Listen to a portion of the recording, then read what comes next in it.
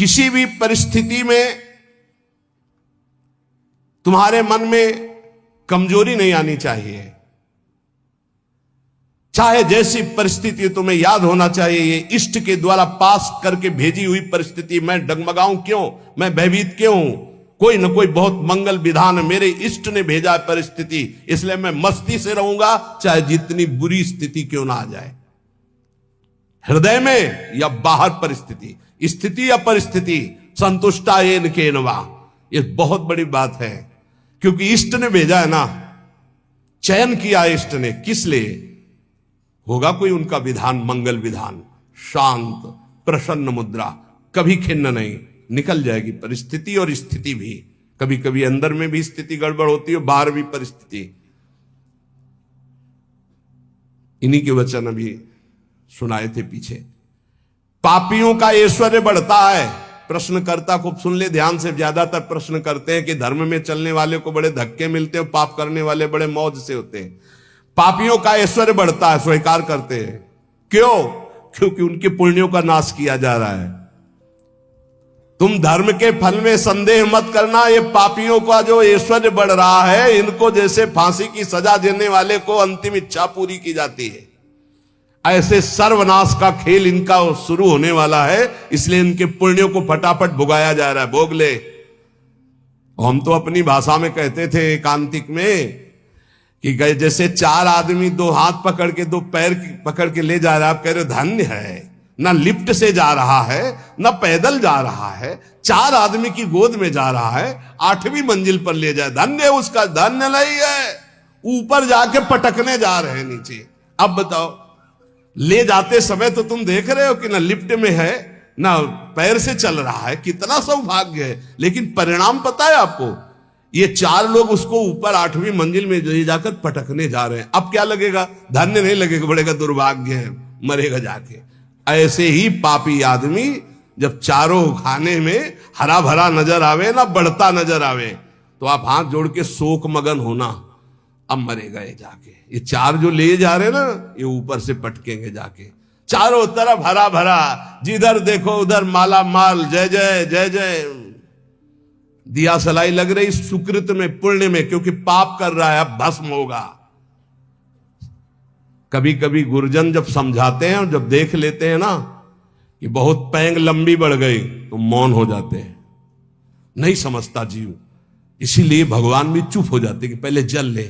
अच्छा, भगवान जानते कि तू मेरा अंश जलेगा, है नहीं, तेरी कपड़ा जलेगा। ये नयनम छिन्दन्ति शस्त्राणि नयनम दहति पावकः न चैनम क्लेदयन्त्यापो न शोषयति मारुता। भगवान का बच्चा आग नहीं जला सकती, शस्त्र नहीं छेद सकता, जल नहीं डुबो सकता, वायु नहीं सुखा सकती। तो अगर डूब रहा है, मर रहा है तो मर, क्योंकि आत्मा को कुछ होना नहीं है और तेरे पाप किया है तो भोग। भगवान ऐसे देख रहे हैं। तुम कहोगे बड़े दयालु हैं, नहीं, इस समय दयालु नहीं। दयालु जान रहे हैं कि मेरे अंश को कोई फर्क नहीं पड़ना, शरीराभिमानी पाप किया है, भोग ले। इसलिए वो अग्नि रूप भी हैं, वो जल रूप भी हैं, वो अपने में ही डुबो रहे हैं। किसको? अपने आप को। तुम्हें क्या फर्क पड़ रहा है? कुछ नहीं। हमारी भाषा समझ लो। कहें भगवान अब कहां गया, क्यों नहीं बचाया इनको, क्यों बचाए? उस समय जब उपदेश कर रहे थे कि ऐसा नहीं करना, तब तूने माना, नहीं माना तो भोग। तो बोले दया क्यों नहीं है? दया इसलिए नहीं कि असली वाले को जलन नहीं होगी और नकली वाला बचेगा नहीं। क्या? ये नकली है, यही जलेगा। असली जो भगवान का अंश है, उसमें कोई ताप नहीं लगता। तो इसलिए भगवान शरीर, जैसे ये कपड़ा जल जाए तो अपने को क्या फर्क पड़ेगा, हम तो बच गए। बोले बड़ी कृपा, हम बच गए, कपड़ा जल गया। ऐसे ही कपड़ा जलता है, हम बिल्कुल नहीं जनते, हमें न कोई शस्त्र छेद सकता है, ना अग्नि। तो ये जब भगवान का अंश जीव है, भगवान ये जानते, इसलिए दया नहीं करते। अब कोई सही ढंग से चले और फिर उसके कपड़े में भी खरोच आने की बात होगी तो भगवान नहीं आने देंगे। और तुम दूसरों के शरीरों को भून भून के चटनी के साथ खाओ तो बिना चटनी के आग तुम्हें भून देगी। हमारी बातें बुरी लगेगी, लेकिन लिख लो, बिल्कुल फायर विकेट तब आएगी जब भून के तैयार हो जाओगे। पहले बूंद नहीं पानी मिलेगा, क्योंकि तुमने चटनी लगा के खाया है। वो अग्निदेव बिना चटनी के तुम्हें खा जाएंगे, क्योंकि वही अग्नि भगवान का स्वरूप है।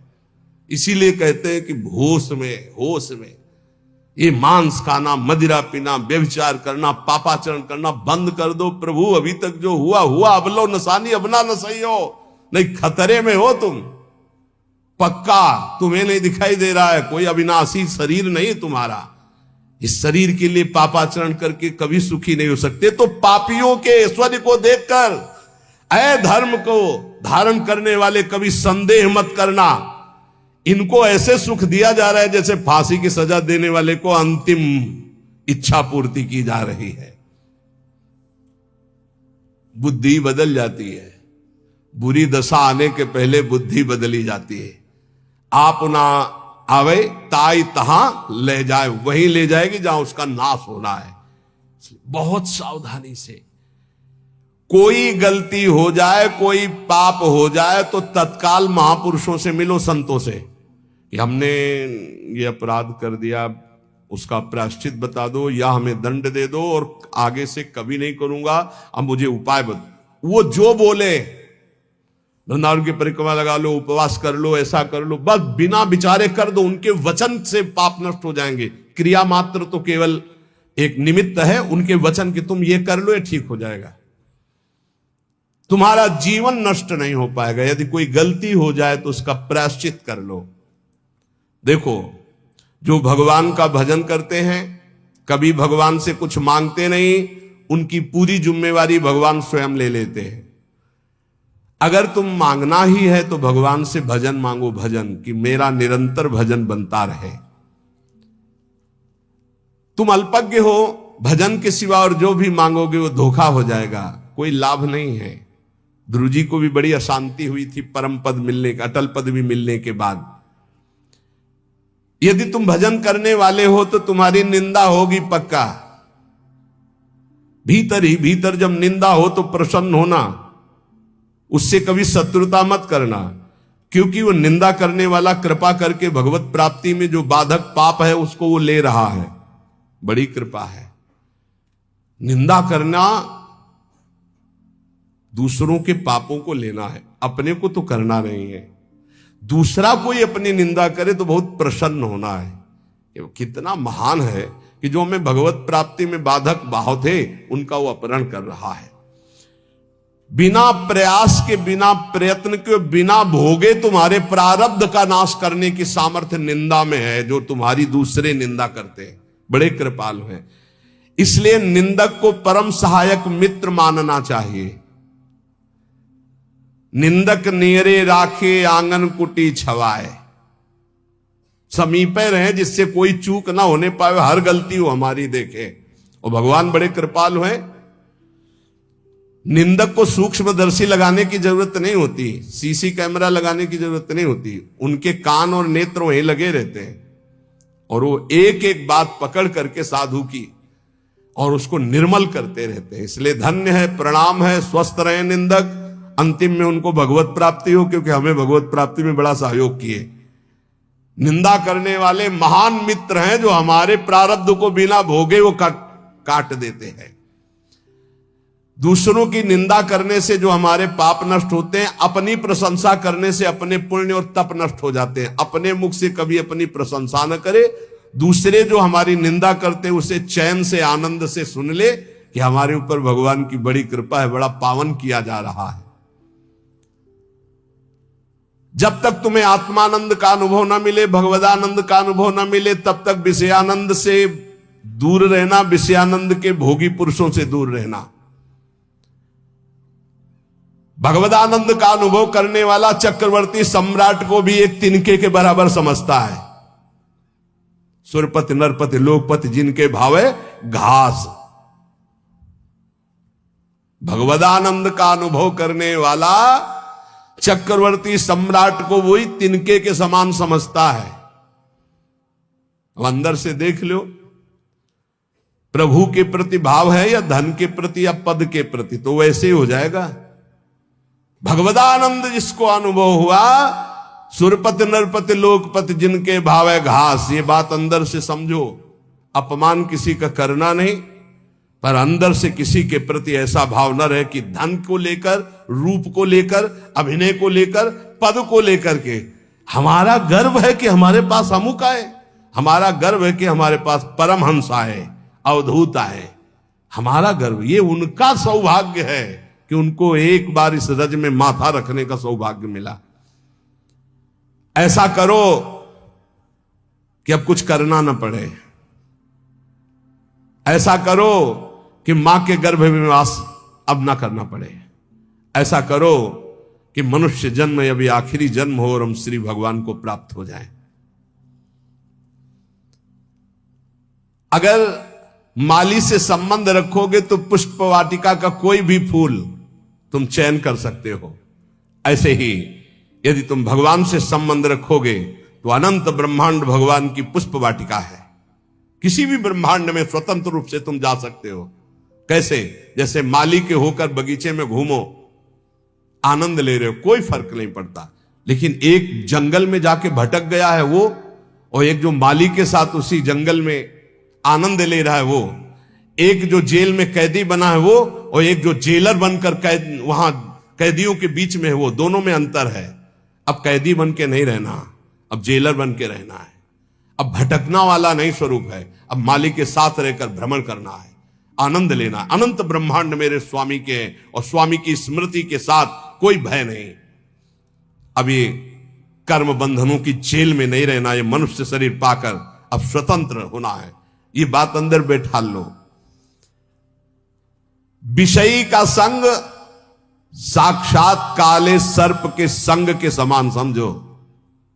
विषयी पुरुष का संग, ये विषयी पुरुष विष के समान है।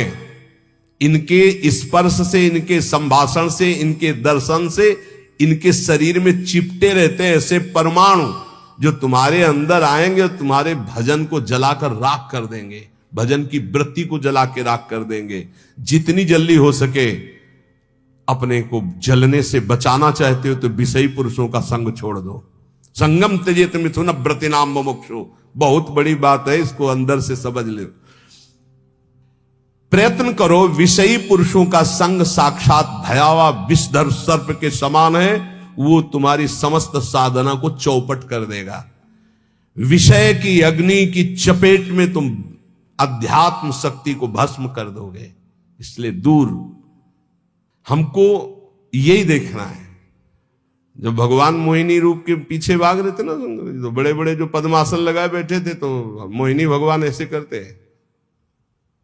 देख लो, ये वो हैं जो ब्रह्मबोध प्रदान करते हैं, और मेरा ये वो रूप है जो ऐसों को भी पीछे दौड़ा भगवान के मोहिनी रूप का। ऐसे ही ये भगवान उदाहरण देते रहते हैं, भगवान ही उपदेश दे रहे हैं। पक्का समझिए, बहुत बहुत विचित्र, अतिशय प्रबल देव तो माया, जो शास्त्र कह रहा वैसे चलोगे बच जाओगे। यहां सत्संग के द्वारा हमको ये समझना है कि हमें जो मिला बहुत कीमती चीज है, परमार्थ बहुत कीमती चीज है। इसको छीनने के लिए बहुत माया रंग रचेगी। अगर आप कोई वासना लेकर इस मार्ग में चलेंगे तो वही वासना अंतर की माया जानकर तुम्हारे आगे जाल फेंक देगी और तुम्हें रोक लेगी। इसलिए सत्संग के द्वारा जल्दी से जल्दी वो वासना काट दो जो तुम्हें गिराने वाली है। उस वासना का संयोग होने पर भागो, ना कि उसको स्वीकार करो।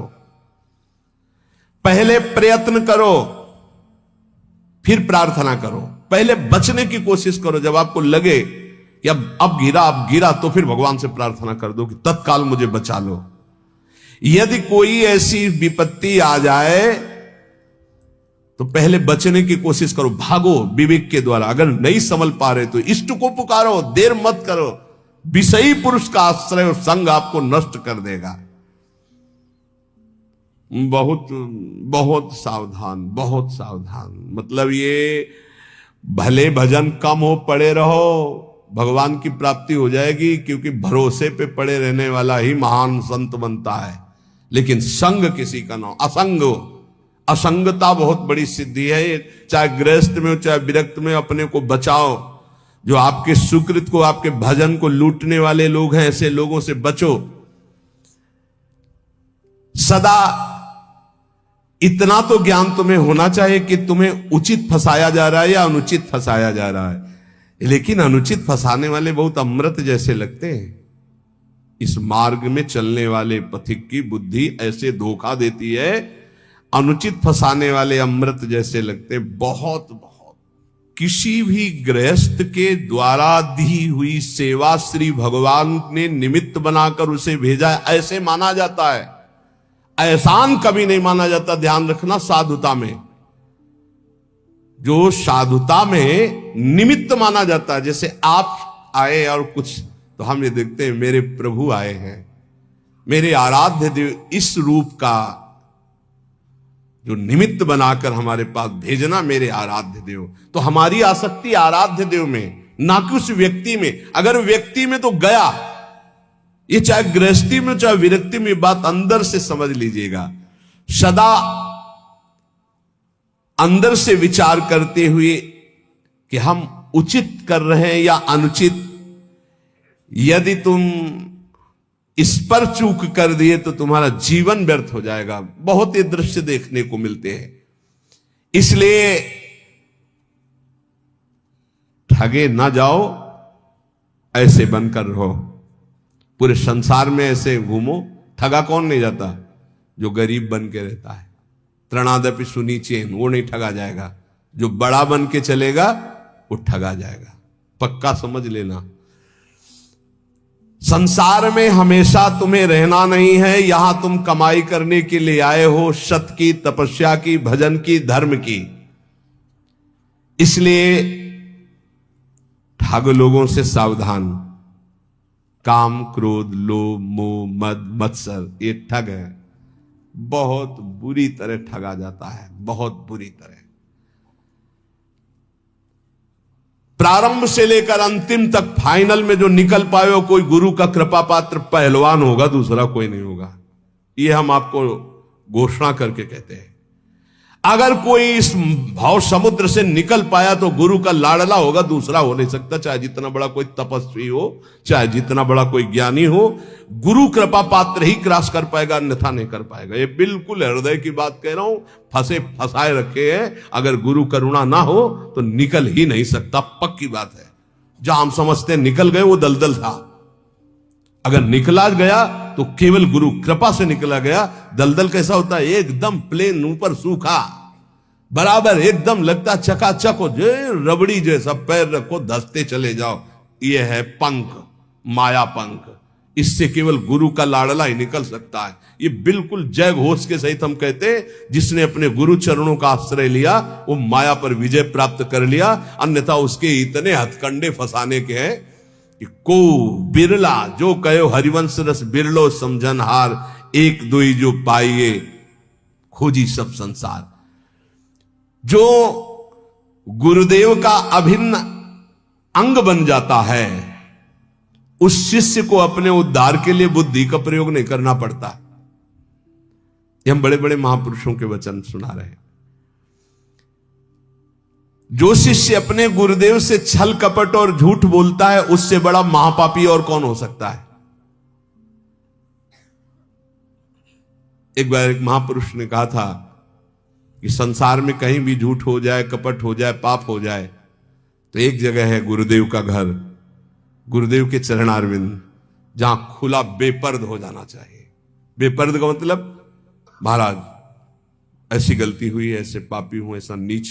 वहां बिल्कुल भय मत करो, झूठ मत बोलो, छल कपट मत करो।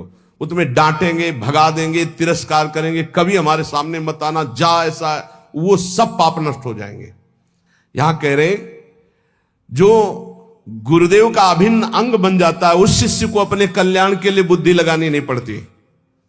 और जो गुरुदेव के सामने छल कपट और झूठ बोलता है, उससे बड़ा कोई पाप नहीं होता। कहां मोचन करोगे?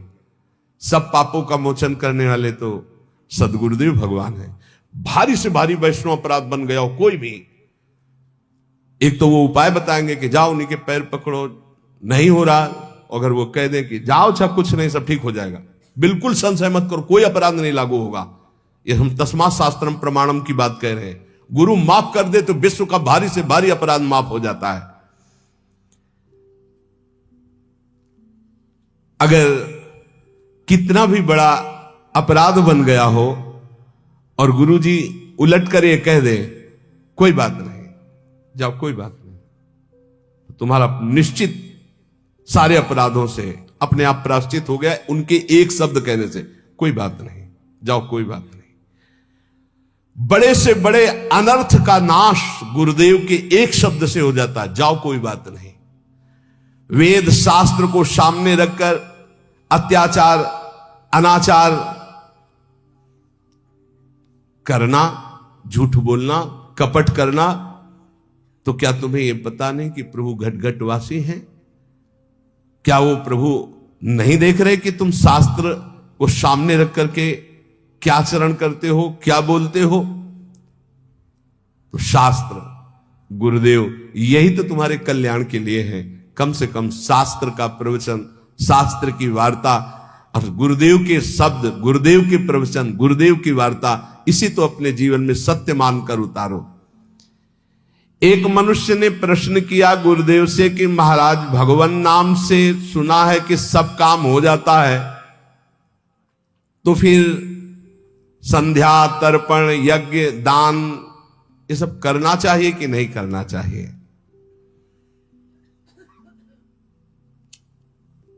तो उत्तर दिया गुरुदेव ने कि जैसे हल चलाने के लिए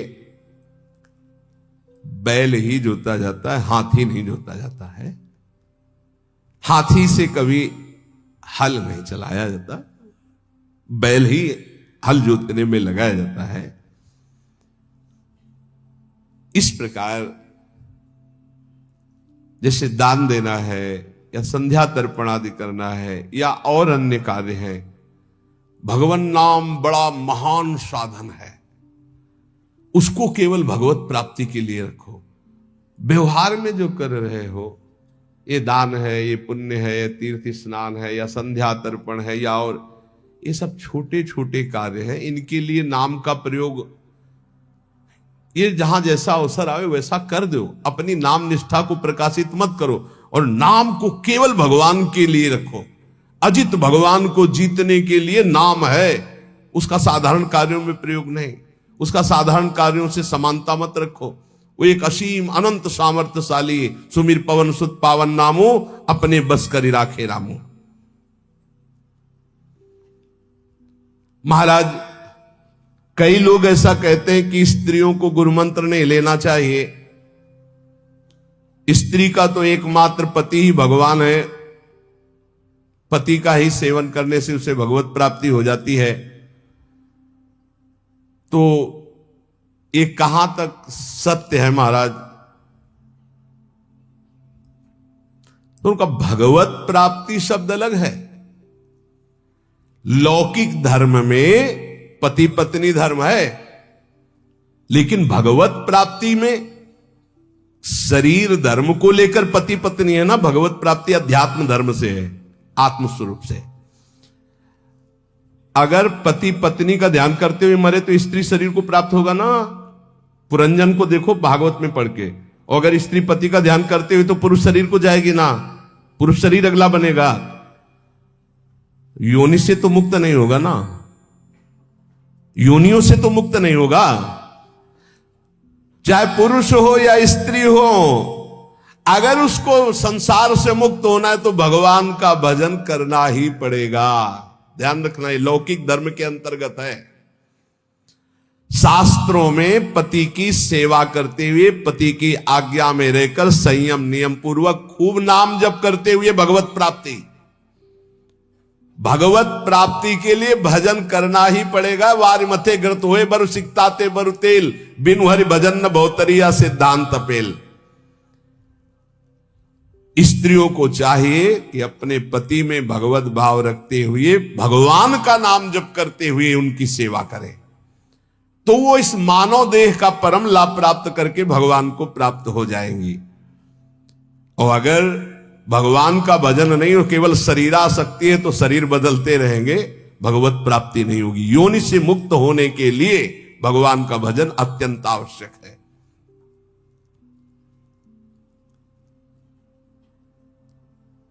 पति यदि परमात्मा का ध्यान करता है, स्त्री भजन नहीं करती, तो कहते हैं कि पति का हिस्सा पत्नी को मिल जाता है। ये छोटे छोटे इसलिए प्रश्न प्रायः ये सबके रहते हैं, ये भी प्रश्न हुए। देखो, ये लौकिक पुण्य की बात है, लौकिक पुण्य की बात कि भाई दान कर दिया पति ने 5,000 रुपए वहां प्रयाग में जाकर, पत्नी घर में है तो 2,500 के उसके आ जाएंगे, पुण्य 2,500 का। लेकिन भगवान का भजन स्वयं करने से मुक्त होगा। भगवान की प्राप्ति, जीवन मुक्तता स्वयं भजन करने से होगी। पति परमात्मा का ध्यान करेगा तो परमात्मा को प्राप्त होगा, पत्नी परमात्मा का ध्यान करेगी तो परमात्मा को प्राप्त होगी। भगवत प्राप्ति एक अलग चीज है। और यदि अन्य कोई ध्यान होगा तो वह संसार में ही जन्मेगा। स्त्री यदि शरीर का ध्यान करते हुए पति के मरे तो भगवत प्राप्ति हो जाएगी क्या? शरीर की प्राप्ति होगी। पुरुष स्त्री शरीर का ध्यान तो स्त्री शरीर की प्राप्ति। भगवत प्राप्ति के लिए सिर्फ भगवान का भाव। अब वो चाहे मंदिर में मान लो भगवान, चाहे पति में भगवान मान लो, चाहे पुत्र में भगवान मान लो, चाहे कुत्ता में भगवान मान लो, जहां भी तुम्हारा भाव बने। अगर देखो, नामदेव जी ने कुत्ते में भगवान माना तो भगवान मिले ना, खंबे में भगवान माना तो भगवान मिले ना। भगवान के भाव से ही मुक्ति है, भगवान के भाव से ही भगवत प्राप्ति है। ये साधारण पुण्यों का हिसाब किताब भले हो जाए, भजन का नहीं। भजन तो करोगे तो भगवान की प्राप्ति होगी। हाँ, अब जैसे कहा जाता है 21 पीढ़ियां तर जाती हैं, तो ये उसको सरकारी आदमी जो होता है उसके माता पिता को फ्री ट्रेन में नहीं होता है, परिवार के जनों को फ्री नहीं होता, तो ये है फ्री। पत्नी अगर भगवान का भजन करेगी तो उसके माता पिता का जो कुल है उसको उतारेगी। पति भगवान का भजन करेगा तो अपने माता पिता के कुल को उतारेंगे, और दोनों मिलकर भजन करेंगे तो दोनों कुलों को उतार देंगे। भजन प्रत्येक जीव को स्वयं करना होगा, स्वयं से भगवत प्राप्ति होगी। अगर भजन नहीं करोगे, तुम्हारी जिह्वा में नाम जप नहीं चलेगा तो बात नहीं बनेगी। माता पिता कुल परंपरागत वो भगवान की बनाई हुई मर्यादा है, उससे पार होता है।